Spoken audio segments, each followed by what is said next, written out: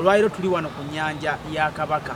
Ennyanja eno yazimbwa wakati w'omwaka gwa 1886 ne 1888 era nga yali Ssekabaka Mwanga y'omu ku baabangawo ennyanja eno. Era ennyanja eno y'emu ku nnyanja ezaasimibwa abantu mu nsi yonna ezisinga obunene mu nsi yonna ya Ssabasajja Kabaka n'antamanyiirwa n'antaddibwamu n'antawuunwa yesinga obunene mu nsi yonna. Eyali egiddira yali eri mu Egypt, baali bagiyita Nasa, eyo yakalira olw'okuba nti ennyanja ya n'antamanyiirwa yekyaliwo era yesinga obunene mu nsi yonna. Lwekyo nga Motion Media ntuusa okwagaliza Ayibeene amatikkira amalungi Ssaabafumbo n'abavubuka mwenna tubakubiriza okubanga mukola ekisoboka kyonna okuteeka akantu mu nsawo okubanga abantu baffe beeyagala.